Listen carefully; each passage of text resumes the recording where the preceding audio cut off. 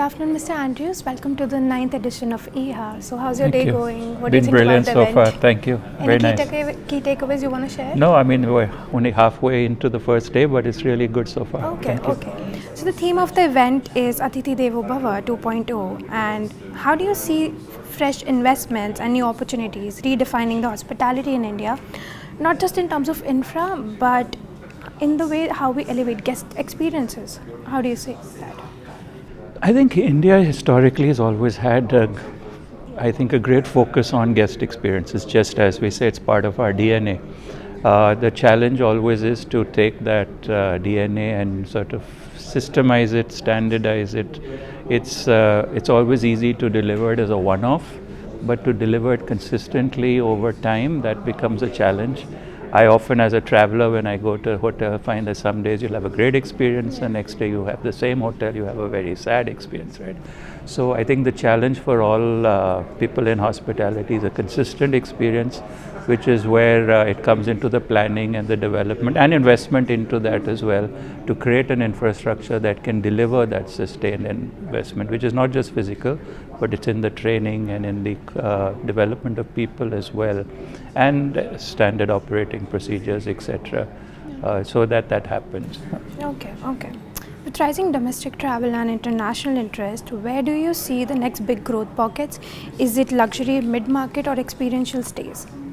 I think it's all of the above. Okay, India is a huge market, and different people need different things, different strokes for different folks. So there are some who want the luxury. Of course, the mid-market is huge itself, so there's growth as well over there. But everything comes down to experience. We don't visit, I think, a place just to stay in a cold marble thing. It's that experience that you take back that makes it different. So I think short answer is it's all of the above, and India's as a market is growing, so there'll always be demand there. Yeah, that's great. From AI-driven bookings to energy-efficient properties, which technologies are delivering the most tangible ROI in these days in terms of hotel operations when we talk about technological integration? Where do you think is the most growth coming in from?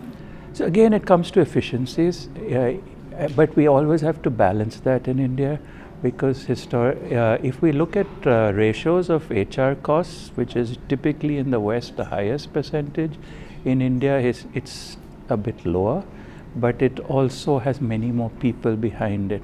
So the staffing in a luxury hotel abroad would be 1:1. In India, it's 3 people to 1 room, right? And at the same time, we have to look at the social impact as well. So we cannot simply go to everything to AI, right? So we have to balance that. And I think each market has to find its own way where the water settles. All these technologies are being used everywhere to give a better guest experience. I think we come at it more from getting consistency and guest satisfaction rather than look at it from a cost-saving benefit. Makes sense. There's been a lot of conversations about sustainability. How is DS Group positioning itself in that tangent?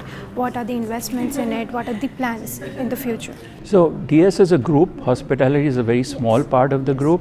DS has actually been on the forefront of sustainability, environment sustainability, for a long time. Our head office is the highest rated LEED Platinum building in the world. Okay, 99 out of 100, and the only reason we couldn't get 100 is we lost 1 point because we're in Delhi, right, which is beyond our control. So there's a huge commitment behind that, and they continue to do a lot of investments in all the businesses. Obviously, that flows into hospitality as well. So the projects which we are doing right now, we're aiming for LEED Platinum, of course, as one of the steps. And we're also trying to retrofit some of our older assets and bring them also into the LEED certification. But it goes more than just the building, right? Because sustainability is about every day, what you do and how you do it. And as an owner, one of the pushbacks I have with operators is that, yes, while we talk about, water bottling plants and all the rest of it, nobody is willing to tackle the wastage of food in the hotel, right? And I think that's a huge opportunity, but the brands need to look into that. Okay, lovely. So BW Travel got launched today, and with that, what do you believe a magazine like that can do to shape India's landscape of travel and tourism?